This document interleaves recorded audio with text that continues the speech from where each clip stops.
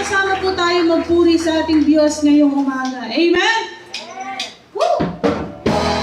Hallelujah, Jesus!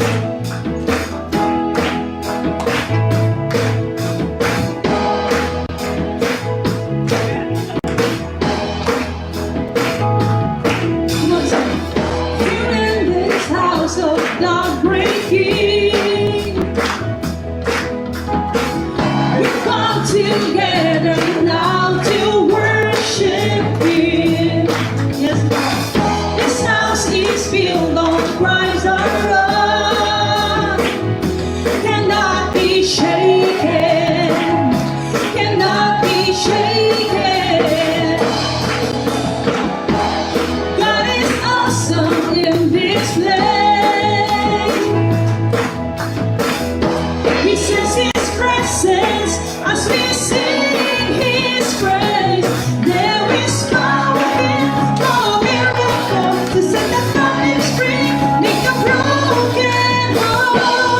Come on, say, God is awesome. He's so awesome.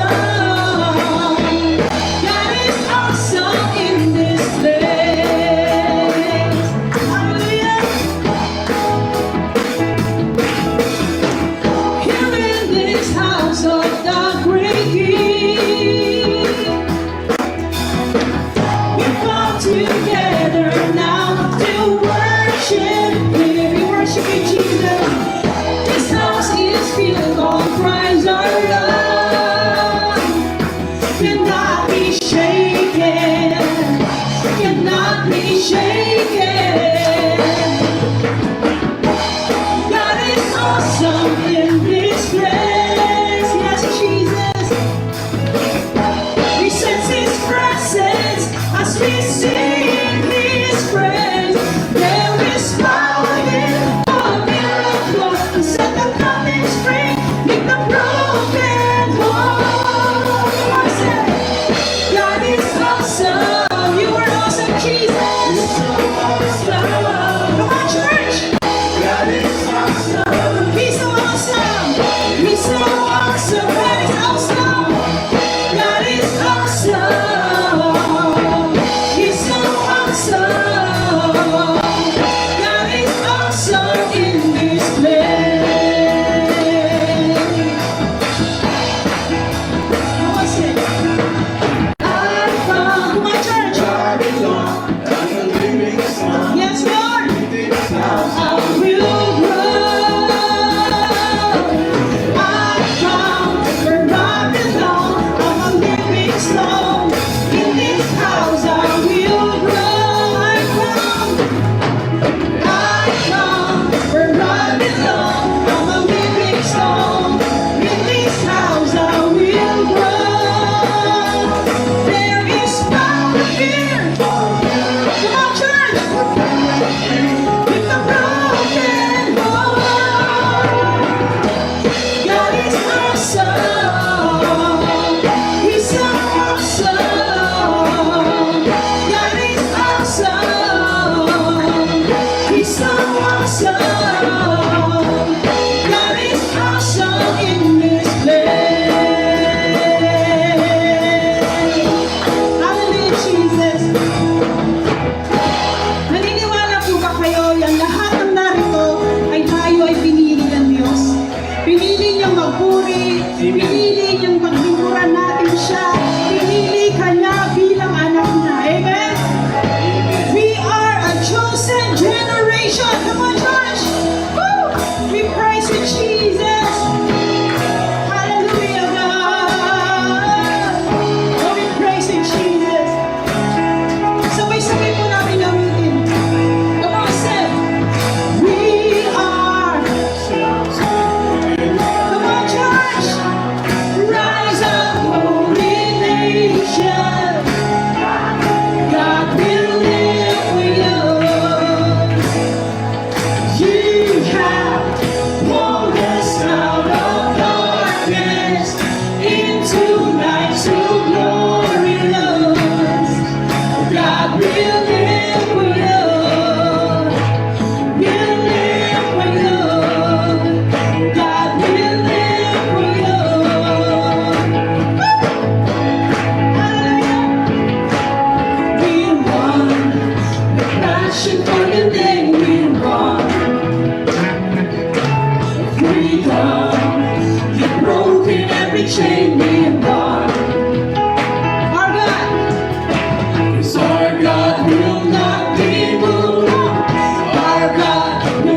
be shaken. We run to you, we run. We are, come on. Thank you, Jesus. Ang pagpili mo sa amin, Panginoon. God, we live for you. Woo! Yes, you have called us out of darkness into light so glorious. God, we live for you. We run, passion for your name, we run. Hallelujah. Freedom, you've broken every chain, we run. 'Cause our God will not be moved. Our God will never be shaken. Yes, we run, come on, church, to you we run. 'Cause we are a chosen generation. Rise up, holy nation. God will live for you. You have called us out of darkness into light so glorious. God will live for you. God will live for you. 'Cause God will live for you. 'Cause you are everything, more than all we need. God will live for you. Can we sing? God will live for you. I found this world to be not enough for me. God will live for you. God will live for you. 'Cause we are, come on, church. Come on, hallelujah. God will live for you. 'Cause you have called us out of darkness into light so glorious. God will live for you. Will live for you. God will live for you. Will live for you. Oh, God will live for you.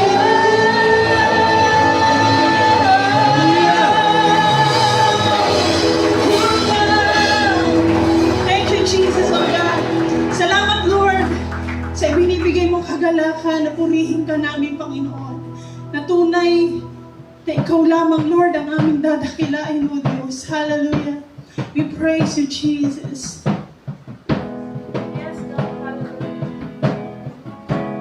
Lord, alam namin, O Diyos, nakilala mo kami, Panginoon. Nakikita mo yung puso namin, Panginoon. May mga naisin kami.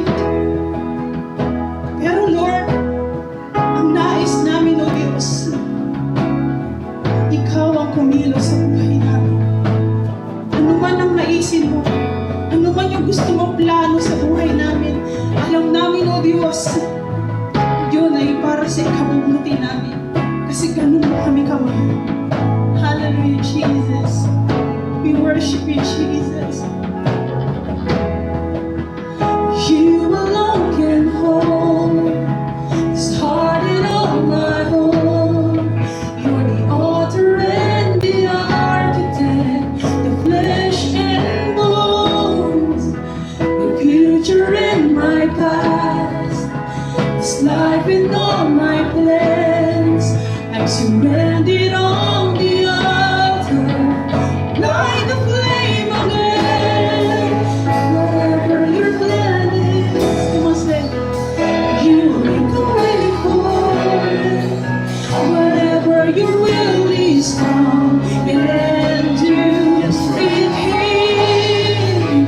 Whatever your plan is, sabi na sa Panginoon, you make a way for it. Whatever your will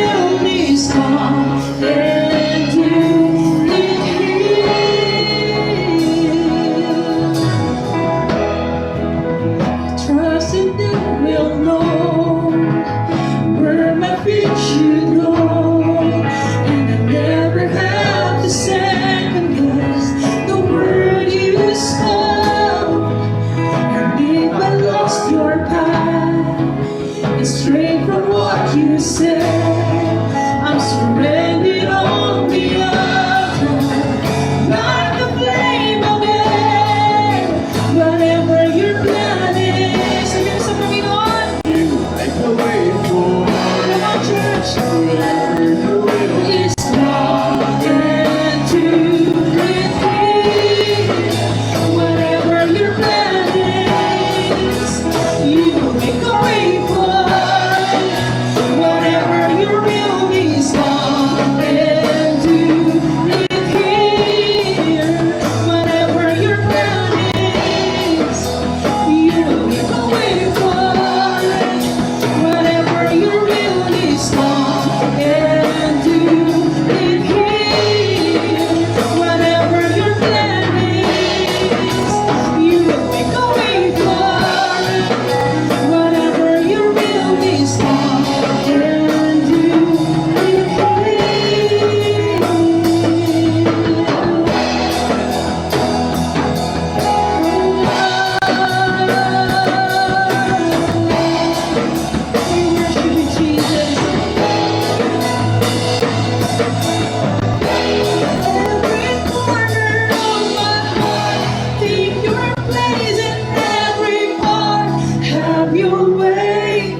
You raise up Yes, God, hallelujah, Jesus. Though it cost me everything, I still follow where you lead. Have your way. Your ways have never failed me once. You're the corner of my heart. Take your place in every part. Have your way. Your ways have never failed me once. Though it cost me everything, I still follow where you lead. Have your way. Your ways have never failed me once. Whatever your plan is, oh Lord, kumilos ka sa buhay namin, O Diyos. Oh, we worship you, Jesus. Hallelujah. Whatever your plan is. Come on, church. You make a way for Come on, come on. whatever you will. Is Come on, church. Kausapin mo yung Panginoon. Yes, God. whatever you will. Come on, church. Hallelujah. Hallelujah, Jesus.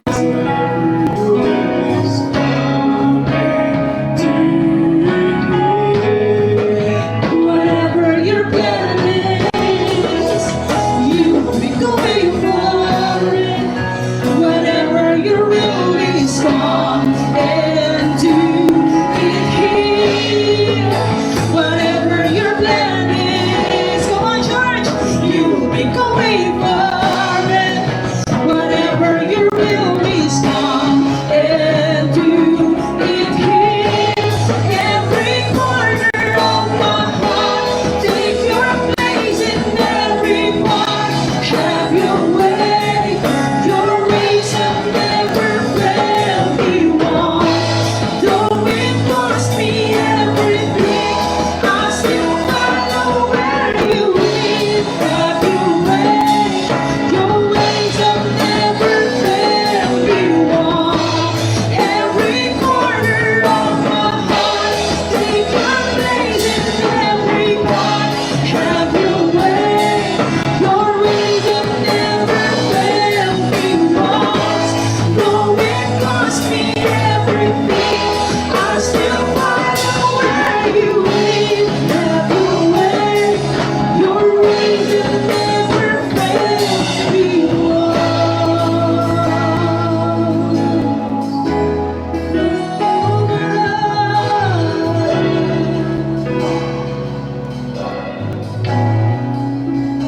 Kumilos ka sa puso namin, Panginoon. Kumilos ka sa buhay namin, O Diyos. Lord, narito yung puso namin, Lord God.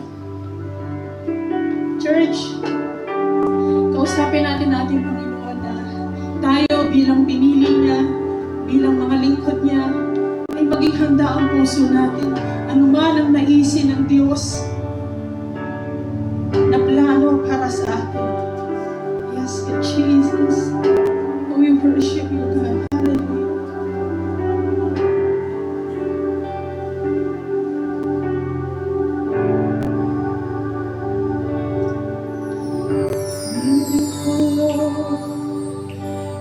Wonderful Savior, I know for sure all of my days are held in your hands, crafted into your perfect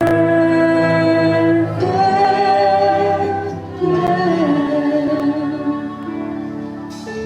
You gently call me into your presence, guiding me by your Holy Spirit. Oh, teach me, dear Lord, to live all of my life through your eyes.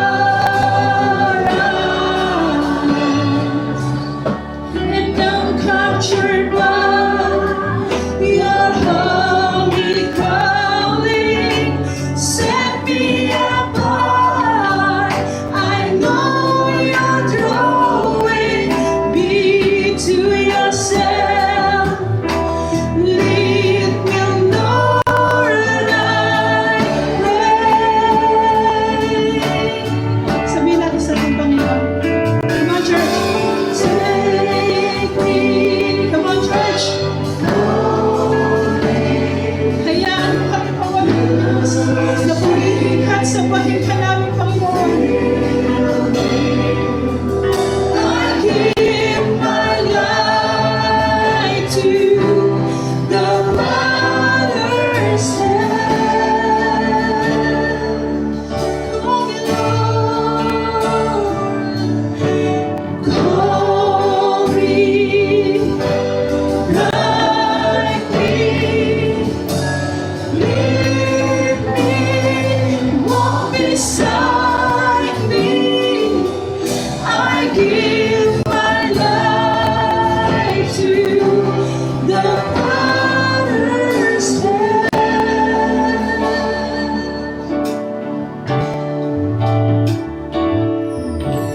Beautiful Lord, wonderful Savior, and I know for sure all of my days are held in your hands, crafted into your perfect plan. Thank you, Jesus. And you gently call me into your presence and guiding me by your Holy Spirit. Teach me, dear Lord, to live all of my life through your eyes. And I'm captured by your holy calling. Set me apart. I know you're drawing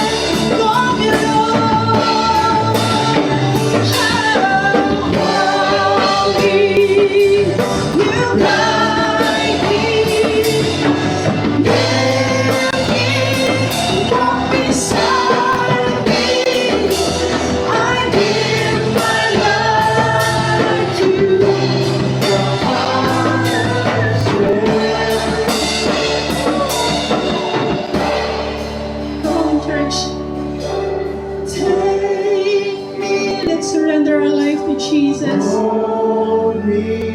Awitin mo ng You ating puso ay nagpupuri sa Diyos. Ang tunay na naglilingkod sa dakilang pangalan ng ating Panginoon. to Yes, God. Hallelujah. Father.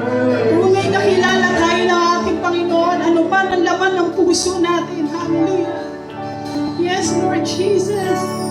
Holy, Guide me. Lord, di namin kaya ito kung wala ka, Panginoon.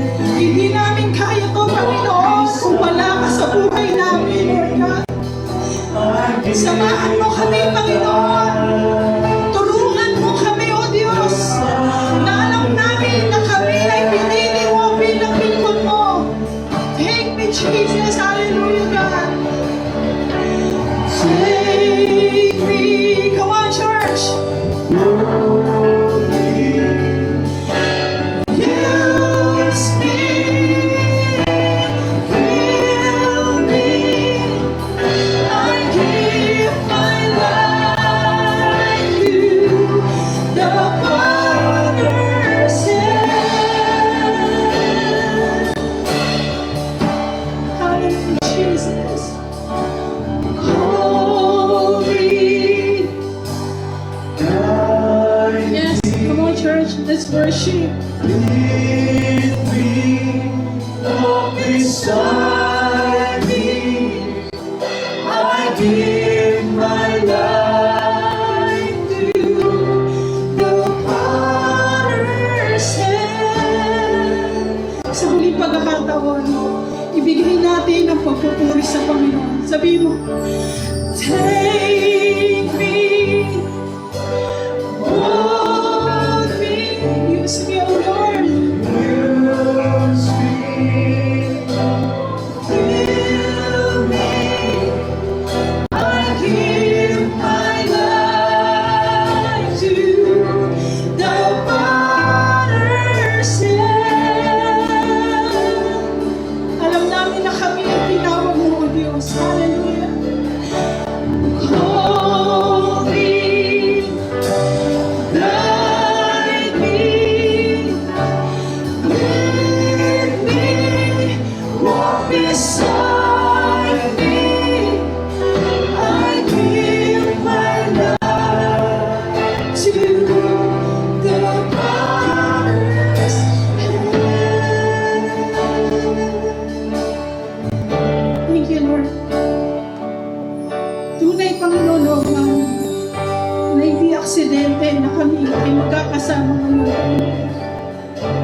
Kilala mo kami, Panginoon. Kilala mo yung puso namin. Ano man ang laman nito, Panginoon. Alam namin, O Diyos, na mahal mo kami. Hindi mo kami iiwan, Panginoon. Lagi kang nariyan sa tabi namin, Panginoon. Lord, turuan mo lang yung puso namin lagi, Panginoon. Na matuto kami mag-surrender sa iyo. Matuto kami lumuhod sa iyo. Matuto kami, Panginoon, God, na mas kilalanin ka pa namin. Magpasakop kami sa iyo, Panginoon, God.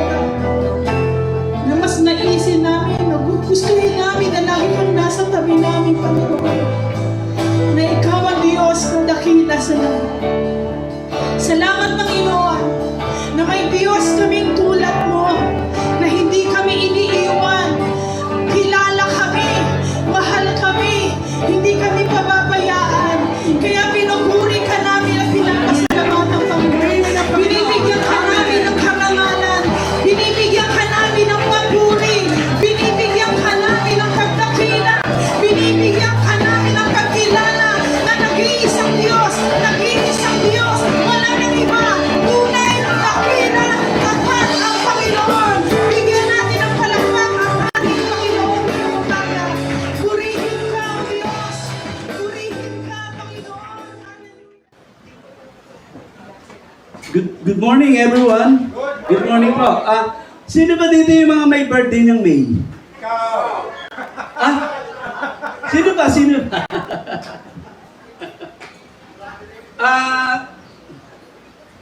Kaya ang tatalakayin po natin ay may kinalaman sa birthday. Mga kapatid, iwasan po nating kwentuhan ang ating mga katabi. Iwasan po natin mag-cellphone in giving reverence to God. Pakinggan po natin ang mensahe sa umagang ito upang ito'y maging pagpapala sa bawat isa. Amen? Muli, happy birthday. Birthday po ng inyong lingkod at nataon na Sunday. No po, May 19 naman si Pastor Uno.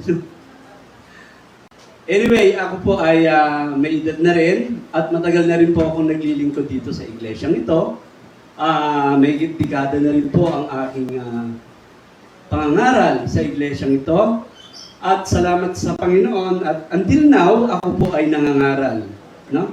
Kaya ako po ngayon ay, ilang taon na ako, Pastor Dante? 39?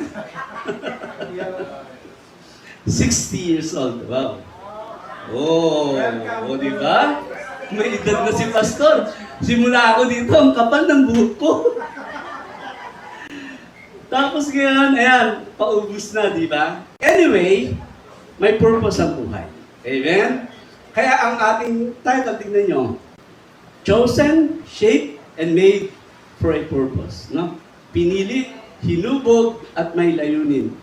Ang ating pong teksto ay Jeremiah 1 verses 5. Sabi before I formed you in the womb, I knew you. Before you were born, I set you apart. See? Bago kita inanyuan sa tiyan, ay nakilala na kita. At bago ka lumabas sa sinapupunan, ay itinalaga na kita. No? Dahil ito po ay aking kaarawan, minabuti ko po na merong kaugnayan sa kaarawan ang aking tatalakayin, no? At kapag may birthday, madalas naiisip natin handaan, chikahan, picturan, regalo, tawanan, lalo na yung spaghetti, pansit, lechon, no? Wala namang masama doon, mga kapatid, kasi blessing naman talaga ang celebration, di ba? Pero, higit sa lahat, tandaan po natin, a birthday is a reminder of God's faithfulness. Amen. Tandaan po natin yan, no? Hindi natin kayang dagdagan ang buhay natin kahit isang segundo lang kung hindi pahihintulutan ng Diyos. No? Yung katotohanan, kapatid, na humihinga ka pa ngayon, paalala yan ng biyaya at katapatan ng Diyos. No? So, hindi naman lahat nabibigyan po ng panibagong taon di ba? Merong iba dyan, gusto pang mabuhay. Pero, hindi na nagising. No? Meron namang iba talagang marami pa silang plano. Kaya lang, natapos na yung oras nila. No?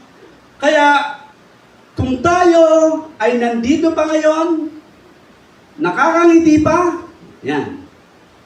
Nakakapagpuri pa, nakakasamba pa, ngumingiti pa. No? It is because of God's faithfulness and biyaya yan ng Diyos. Tandaan po natin yan. No? Madalas, kapag birthday, anong tinatanong natin? Madalas lang, anong wish mo?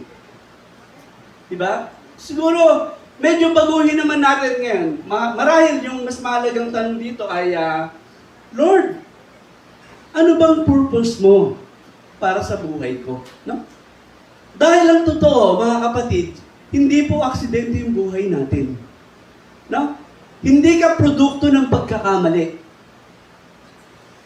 Sabi, bago ka pa isinilang, kilala ka na ng Diyos.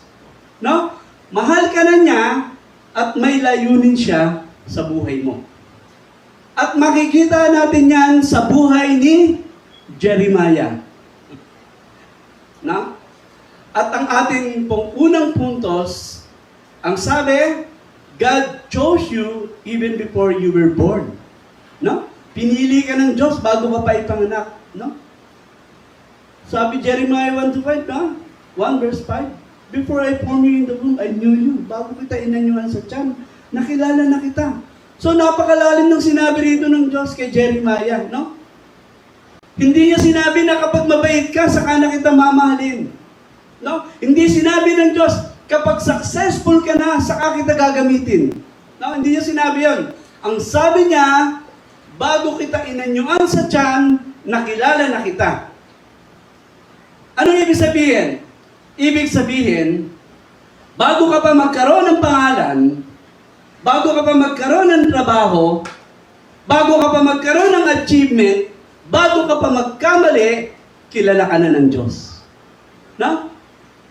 He knows your personality. He knows your weaknesses.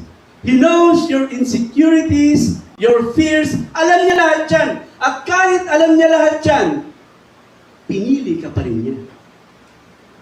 No? Si Jeremiah po, pinili siya, tinawag siya ng Diyos, pero natakot. No? Nang tawagin po si Jeremiah, hindi kagad siya naging confident eh. Sabi niya sa Jeremiah 1:6, "Ah, Lord God, behold, I do not know how to speak, for I am only a youth." Sabi niya, no? Panginoong Diyos, hindi po ako marunong magsalita, sapagkat ako'y bata pa. Sabi niya nung tinawag siya ng Diyos. Parang tayo lang minsan. No? Lord, I'm not qualified, Lord. Hindi ako magaling. No? Lord, wala akong experience. Wala akong talent. Mahina ako. Lord, introvert ako. Mahihayin ako, Lord. Baka iba na lang. O next year na lang, Panginoon. Diba? Madalas, tayo mismo yung nagdi-disqualify sa sarili natin. No? Madalas tayo mismo yung hadlang sa calling natin because of insecurities. No? Mga kapatid, tandaan po natin to. Ang Diyos, hindi yan naghahanap ng perfect. Ang Diyos ay naghahanap ng available. Taas ang kamay ang available. Walang yung taas. Ay, naghahanap pa ng available si Lord. Lord, di ako available. Yan ang sinasabi ko eh. Joke lang. No? Kapatid, huwag mong maliitin yung sarili mo. No? Huwag kang matakot sa calling ng Diyos. No? May mga tao na akala mo ordinaryo lang.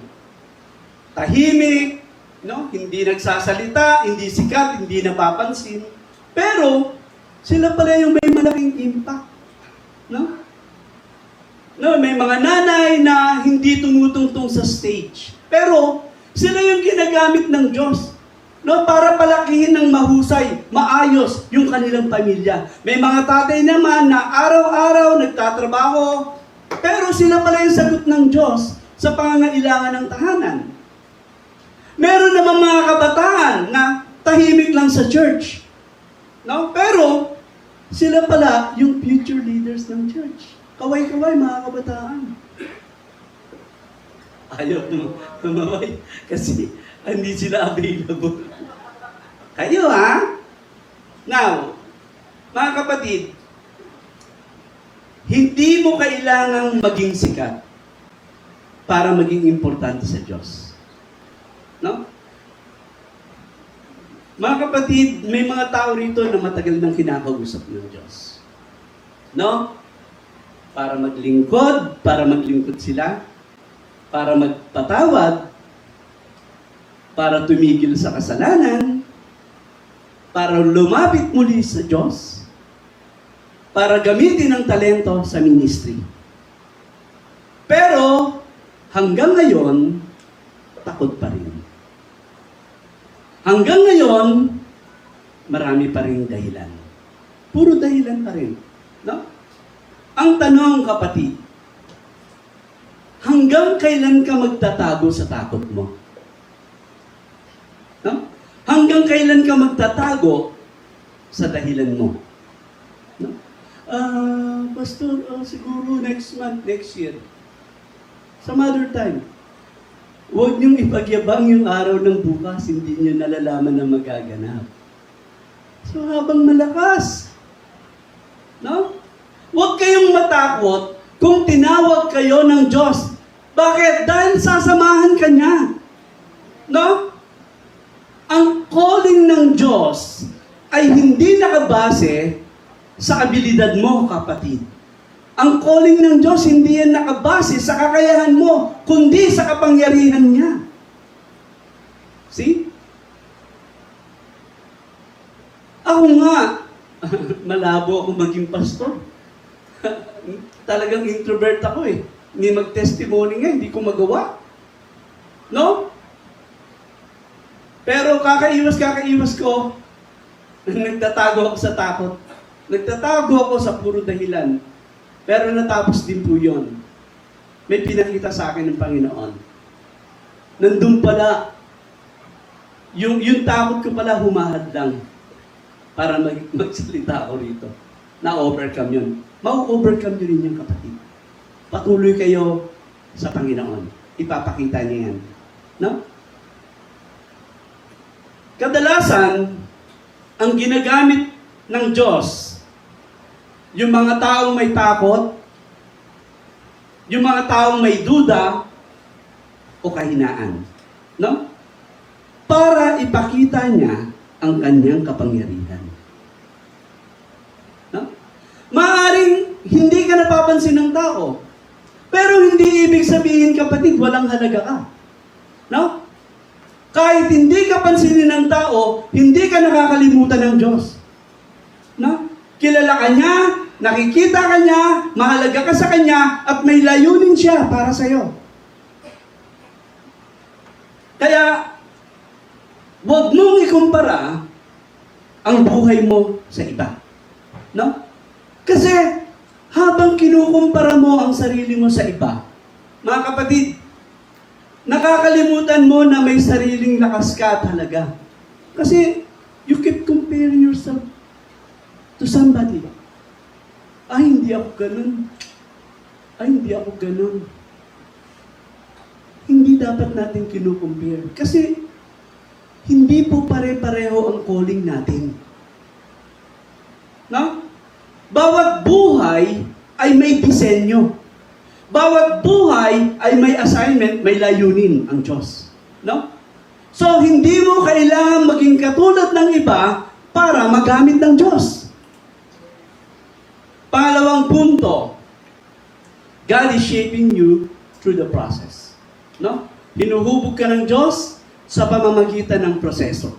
No? Akala natin, kapag pinili tayo ng Diyos, magiging madali na ang lahat. No? Pero tingnan natin si Jeremiah. Hindi naging madali yung buhay niya. No? Tinanggihan siya, pinagtawanan siya, ininsulto siya, ikinulong pa siya. Grabe, no? Kaya minsan umiiyak si Jeremiah sa sobrang bigat ng dinadala niya. Kaya tinawag siyang the weeping prophet. Mabigat po ang pinagdaanan. Bagamat siya'y tinawag ng Diyos, mabigat po yung prosesong pinagdaanan ni Jeremiah. Kasi minsan, nowadays, akala natin, kapag may calling, automatic magiging madali ang buhay. Pero hindi, mga kapatid. Ang calling ay may kasamang proseso. No? Kasi, ngayon, gusto natin, no? Instant success, instant healing, instant blessing, instant answered prayer, minsan instant love life. So, mga kabataan, buhay, oh. Ha? Parang gusto natin lahat mabilis. Parang gusto natin lahat fast food. No? Pero mga kapatid, tandaan natin to. Ang Diyos ay hindi gumagawa ng instant mature Christians. Okay? Ang karakter po kasi, hindi yan nade-develop overnight. No? So, ang calling ay may kasamang proseso. Pero itong prosesong ito ay hindi parusa. Ito po ay paghuhubog. No? Yung pag paghuhubog po yan, parang ano po yan? Parang bakal na pinapanday. No? Alam niyo yan? Dumadaan sa init at hampas bago maging matibay. Ganun tayo. Parang pinapanday tayo. No? Ganun spiritually. Madalas, pinapayagan ng Diyos ang trials o pagsubok, hindi para sirain tayo, kundi para palakasin tayo. No? Trials are part of God's shaping process. Tandaan natin yan. No? Katulad ng kinanta natin kanina yung potter. No? Ang illustration nito yung potter and clay.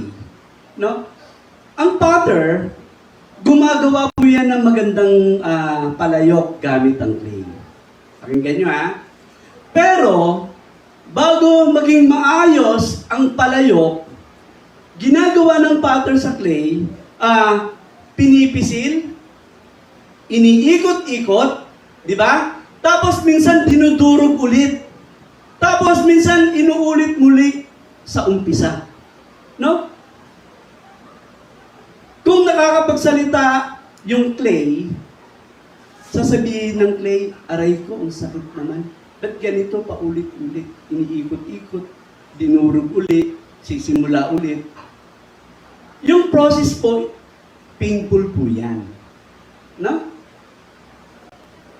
Masakit ang proseso, pero may gustong mabuo ang potter.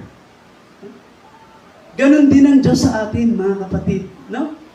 Minsan may delay, minsan may rejection, minsan may heartbreak, minsan may pressure, minsan may unanswered prayer, minsan may pagkawala. Tapos sasabihin natin sa Diyos, Lord, bakit ganito? Ang hirap naman. Bakit ang hirap, Lord? No? Hindi natin alam. Baka hinuhubog tayo ng Diyos upang ihanda tayo sa mas malaking layunin, sa mas malaking assignment. No? Ako nga naisip ko, kaya pala ako dumaan sa ganun. Magpapastor pala ako. Wala sa hinagap ko. Pero ang hirap ng pinagdaanan ko. May minold sa karakter ko para maging tagapangaral ng salita ng Diyos. Pero hindi ko alam yung buong plano ng Diyos, ha?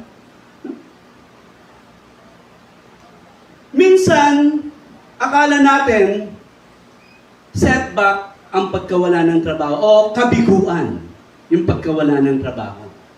Pero, yun pala yung paraan ng Diyos para ilipat tayo sa mas tamang direksyon. No? Kasi mga kapatid, may mga pagkakataon na inaalis tayo ng Diyos sa lugar na komportable tayo para dalhin tayo sa mas magandang opportunity. No? Para dalhin tayo sa mas maayos na purpose at mas makabuluhang direksyon ng buhay. Pero hindi natin nakikita yan, di ba? Kapatid, kung meron ka ngayong pinagdadaanan, kung may pagsubok ka ngayon, huwag mong isipin na iniwan ka ng Diyos. No? Mas mahalaga sa Diyos ang karakter mo kaysa sa comfort mo. No? Ang comfort kasi, pansamantala lang yan, mga kapatid. No? Pero, ang magandang karakter ay panghabang buhay. No? Madaling maging faithful kapag okay ang buhay. No? Kapag maayos ang lahat. Tama? Pero, ang tunay na pananampalataya, nakikita yan sa gitna ng problema. Minsan, aalisin ng Diyos yung mga bagay na akala mo kailangan mo para ibigay yung mas kailangan mo talaga. No, kala natin, ito yung talagang kailangan, tapos nawala. Puro na tayo. Lord, ba't ganun, ba't ganun? Tapos malalaman mo, mas maganda pala yung binigay ng Diyos. No? Kaya nga sabi, give thanks always. In all circumstances, give thanks. Kasi pinapayagan ng Diyos mangyari ang lahat. Wala pong aksidente sa Kristiyano. No? Minsan, yung pruning, alam niyo na, no? Masakit yan. Pero, ginagawa yon para mas mamunga yung puno. Ganon din minsan yung proseso ng buhay natin, mga kapatid, no? May inaalis para may mas maayos na mabuo. Ang proseso po kasi, bahagi yan ng spiritual growth natin. No? Hindi sapat na tumatanda lang tayo sa edad. No? Dapat, lumalago din tayo spiritually. Oh, si Pastor Owen, naging 60 na anong memory verse mo? John 3:16 pa rin. Dapat lumalago tayo spiritually, mga kapatid. Yun ang purpose ng Diyos. No? Tingnan niyo sabi sa 2 Peter 3:18. But grow in the grace and knowledge of our Lord and Savior Jesus Christ. No? Subalit lumago kayo sa biyaya at sa pagkakilala sa ating Panginoon at tagapagligtas na si Yesu Cristo. Imaginin mo, pag-akyat mo sa langit. Biglang, sasabihin ko niya sa ni Jesus Christ, ano ang pagkakilala mo sa akin? You are the way, the truth, and the life. Correct. Ano pa? Teka, alalahanin ko yung sabi ni Pastor. Hindi ganun. Dapat personal. No? Makakasama natin ang Panginoon pagdating ng panahon. Amen? Kilalanin natin ang gusto ng Panginoon. Lumago tayo sa kaalaman at sa biyaya ng Diyos. Pangatlong puntos. God has a plan even when life is messy. No? May plano ang Diyos kahit magulo ang buhay. Sabi sa Jeremiah 29:11, For I know the plans I have for you, declares the Lord, plans to prosper you and not to harm you, plans to give you hope and a future. Okay? Sapagkat batid kong lubos ang mga plano ko para sa inyo. Mga planong hindi nyo ikakasama, kundi para sa inyong ikabubuti. Ito'y mga planong magdudulot sa inyo ng kinabukasan punong-puno ng pag-asa. Mga kapatid, sinabi po ito ng Diyos sa mga Israelita habang sila ay nasa exile o pagkabihag sa Babylon. Tingnan niyo. No? Ibig sabihin, kahit nasa magulong kalagayan ng mga Israelita, hindi sila nakalimutan ng Diyos. Naandun pa rin yung plano ng Diyos sa kanila. Parang tayo, kahit anong gulo ng buhay natin, hindi tayo nakakalimutan ng Diyos. Nandun pa rin yung magandang plano ng Diyos sa atin. Tandaan niyo yan. No? Napakahirap ng sitwasyon ng mga hinirang ng Diyos nung sila ay bihag sa Babylonia. Pero tingnan niyo, I know the plans I have for you. Plans to give you hope in a future. Ganun din tayo. Pwede niya rin sabihin sa atin to, dahil tayo ay kanyang mga hinirang din. Tayo dumadaan din sa magulong buhay, sa mga pagsubok. No? Pangako niya ito. Na pwede rin i-apply sa atin. Kaya, mga kapatid, kahit parang delay o mahirap yung buhay natin ngayon, hindi ibig sabihin na wala ng direksyon ang buhay mo. No? May mga panahon kasi sa ating buhay na hindi natin maintindihan yung nangyayari. Tama, no? Kasi meron tayong mga panalangin na hindi nasasagot. No? Meron tayong mga opportunities na nawawala. Meron tayong mga relasyon na nasisira. May mga plano na hindi natutuloy at marami pang iba. Tapos sasabihin natin, Lord, bakit parang ang gulo? Ang gulo ng buhay ko. Bakit? Sabi niyo may maganda kayong plano. Bakit parang ang gulo-gulo ng buhay ko, Lord? No? Ganun din si Jeremiah. No? Hindi niya agad nakita yung buong plano ng Diyos. Pero, natutunan niyang magtiwala. You see? Kapag yung pelikula po, kapag pinanood po natin yung pelikula sa gitna, no? Parang magulo. No? Pag nagsimula tayo sa gitna. No, may iyakan, may problema, may kontrabida, pero kapag natapos mo, maiintindihan mo bakit kailangan mangyari ang bawat eksena. Ganon din minsan yung buhay natin, mga kapatid. May mga chapter tayo sa ating buhay na masakit. May mga chapter tayo sa ating buhay na confusing. No? May mga chapter tayo sa ating buhay na tila tahimik ang Diyos. Parang ang layo-layo na. No? Parang iniwan na tayo ng Diyos. Pero tandaan natin, mga kapatid, hindi pa tapos ang story mo. No? May magandang plano ang Diyos sa iyo. No? Sino po dito yung mga nagko-cross-stitch? No? Sa cross-stitch po, no, kapag tinignan mo yung likod ng cross-stitch, di ba magulo? No? Buhol-buhol, paikot-ikot yung sinulid, no? Sala-salabat, walang pattern, ang gulo. Pero, nakikita ng Diyos, pag nakita mo sa harap to, yung cross-stitch, maganda, di ba? Maganda sa harap, pero ang gulo sa likod. No? So nakikita natin yung magulong likod, pero ang nakikita ng Diyos, yung magandang kabuuan. No? Ang gulo ng cross-stitch, pag tinignan nyo, ang pangit. Pero tignan mo sa harap, ang ganda. Ganun yung plano ng Diyos sa atin. Yung gulong yun, yung mga problema, trials, yung mga kapigatian natin. Pero, at the end of the day, ang ganda po ng plano ng Diyos sa atin. Manatili tayong nagtitiwala sa Diyos.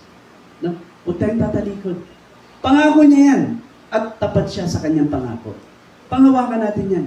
No? Magtiwala ka kahit hindi mo pa nakikita ang buong picture. No? Hindi mo kailangang maintindihan lahat para magtiwala sa Diyos. Di ba sabi nga sa Hebrew 11:1, ang sabi, ang pananampalataya ay pagtitiwala na mangyayari ang ating mga inaasahan at katiyakan tungkol sa mga bagay na hindi nakikita. Have faith, no? Faith is being sure of what we hope for and certain of what we do not see. No? Tulad ni Jeremiah, mga kapatid. Hindi niya agad nakita yung buong plano ng Diyos. Pero, natutunan niyang magtiwala. Dapat ganun din tayo. Habang dumadaan tayo sa mga pagsubok, sa mga kabigatian na nararanasan natin, patuloy ka lang magtiwala sa Diyos. Tapat ang Diyos sa kanyang pangako. Sa kanyang takdang panahon, ipagtatagumpay ka niya, itataas ka niya, ibibless ka niya, sapagkat may magandang plano ang Diyos sa kanyang mga anak. No? Pang-apat, a birthday is commission, not just a celebration. So, ang birthday ay commission, hindi lang celebration. Parang ganito yan. Yung birthday po ay hindi lang para ipagdiwang yung buhay, no? Kundi para alalahanin yung misyon na ipinagkatiwala ng Diyos. No? Yung misyon na dapat nating tapusin. No? Kinukomisyon tayo, pinapaalala sa atin ng Diyos na meron kang misyon sa buhay na dapat mong gawin. No? Parang sinasabi ng Diyos na binibigyan kita ng panibagong taon dahil may nais pa akong ipagawa sa iyo. No? Sabi nga sa Ephesians 2:10, for we are God's masterpiece. He has created us anew in Christ Jesus, so we can do the good things He planned for us long ago. So nilikha tayo ng Diyos, at sa pakikipag-isa natin kay Kristo Jesus, binigyan niya tayo ng bagong buhay para gumawa tayo ng kabutihan na noon pa'y itinilaganan ng Diyos na gawin natin. So ganun pala. So ang birthday po, kaway-kaway sa mga magbe-birthday o may birthday, no? Pakinggan niyo po ang birthday, hindi lang pagdiriwang o selebrasyon ng buhay. No? Ito po ay paalala na may dahilan kung bakit binigyan ka pa ng Diyos ng panibagong taon ng buhay. No? No? Ito ay reminder na may mission ka pa, may purpose ka pa, may assignment ka pa na dapat tapusin. Ganun pala yun. Kaya, kapatid, listen, kung hindi ka pa kinukuha ng Diyos, ibig sabihin lang yan, hindi pa tapos ang assignment mo. O kaya nandiyan ka pa eh. Hindi pa tapos ang layunin ng Diyos para sa iyo. Kaya humihinga ka pa ngayon dyan. Kaya nakakangiti ka pa ngayon dyan. Kaya nakakapagpuri ka pa. Dahil may layunin pa ang Diyos sa buhay mo. No? Kaya, kung binigyan ka pa ng Diyos ng panibagong taon, no? Hindi yun aksidente. No? Hindi ka basta survivor lang ng nakaraang taon. May dahilan kung bakit ka iningatan ng Diyos. At ayon nga sa binasa natin sa Ephesians 2:10, nilikha tayo ng Diyos para sa isang layunin. No? Mga kapatid, tayo kailangan nilikha sa isang layunin, yung magagandang mabubuting gawain. Dapat magawa pa natin yan. No? At tayo bilang mga ilaw ng sanlibutan, no? Ipakita natin yung mabubuting gawa sa mga tao. Upang makita nila ito, pag nakita nila ito, papupurihan nila ang ating Diyos. No? Let your light shine before men, that they may see your good deeds and praise your Father in heaven. Yun yung layunin ng Diyos, bago pa man nilikha tayo. Meron na siyang layunin sa atin, yung paggawa ng mabubuti. Hindi para maligtas, kundi dahil ligtas na tayo. At yun ang nais ng Diyos. Kaya pag meron ka pang buhay na ibinigay sa iyo ng Diyos, gamitin mo ng tama. Gamitin mo sa paggawa ng mabuti upang maparangalan ng Diyos. Tayo rin ay asin ng sanlibutan. No? Ang asin, nagpapalasa. Nagpapaalam. No? Magkaroon tayo ng influence sa mga tao, sa kapitbahay natin, sa mga kapatid natin sa pananampalataya na mahihina, lalo na sa mga unbeliever. No? May purpose tayo. Hindi po random ang buhay natin, mga kapatid. No? Hindi tayo nabubuhay ng walang direksyon. Ang bawat taon na idinadagdag ng Diyos sa atin, yung bawat taon na dinadagdag niya sa atin, ito po ay konektado sa assignment na pinagkakatiwala niya sa atin. No? Kapatid, kumusta ang buhay mo sa Panginoon? Malakas ka pa ba? Gamitin mo for God's glory. Patuloy kang gumawa. Kasi may purpose tayo. May mission pa tayo. Diba? Yung kandila. Anong purpose ng kandila? Magbigay ng liwanag, diba? At habang ito'y nagbibigay ng liwanag, unti-unti siya nauubos. Ganon din tayo. Bago tayo maubos, bago tayo mawala, gamitin natin ang ating buhay ng may kabuluhan. No? Yung purpose natin, yung ilaw na yan, magsilbing ilaw sa mga tao. Sa mga nagdidilim ang isip. Sa mga namumuhay ng hindi maganda. Gamitin natin ang ating buhay ng may purpose. May mission pa tayo. Baka kaya hindi ka kinukuha ng Diyos dahil kailangan mo pang sira ng pamilya mo. Sira ng kaibigan mo. Sira ng kaopisina mo. Diba? Pwede.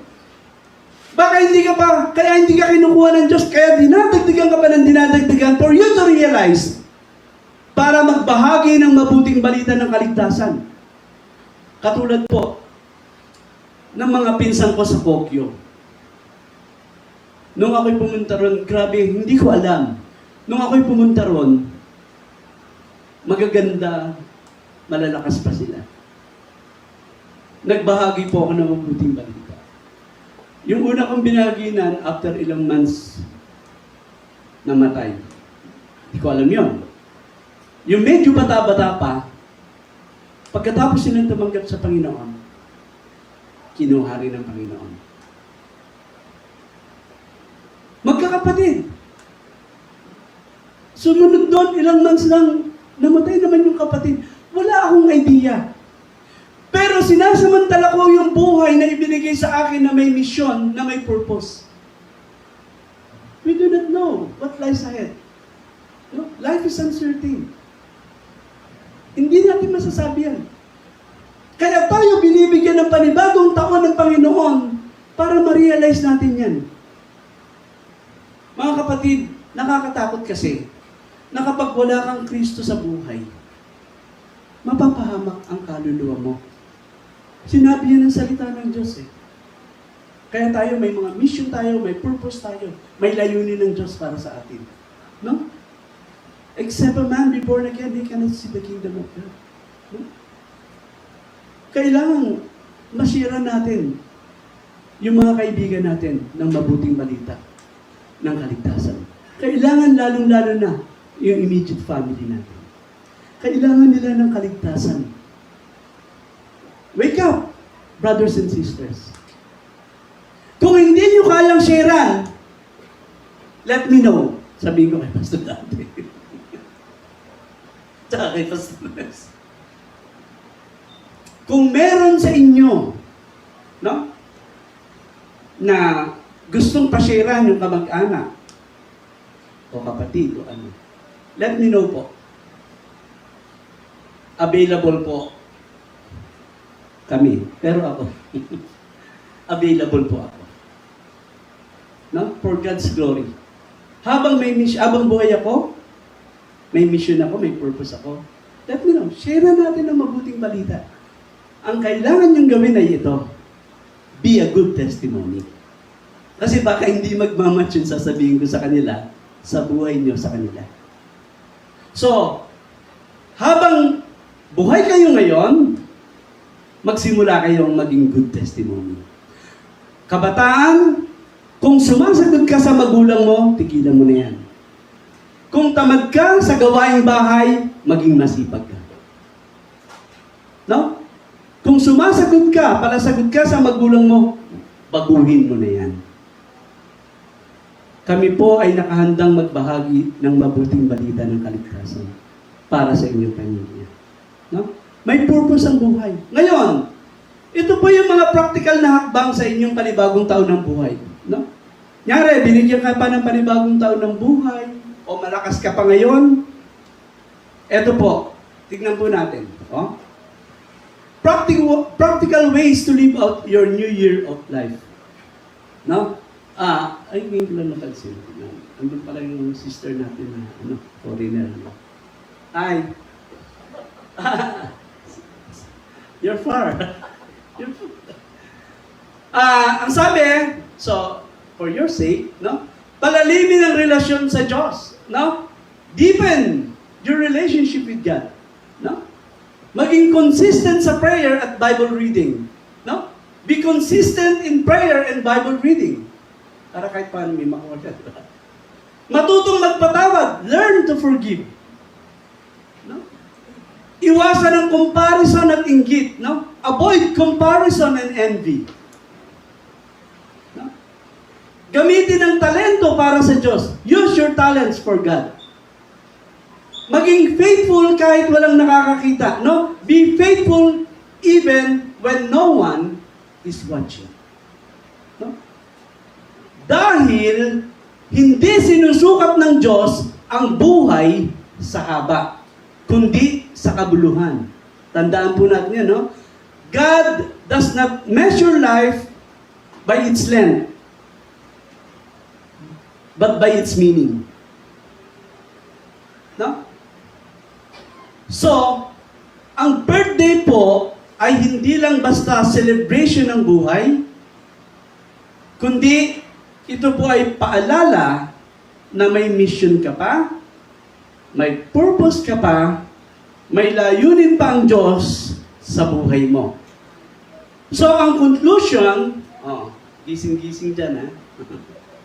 Mga kapatid, ang buhay po ni Jeremiah ay paalala sa atin na pinili ka ng Diyos, hinuhubog ka ng Diyos, at may plano ang Diyos para sa iyo.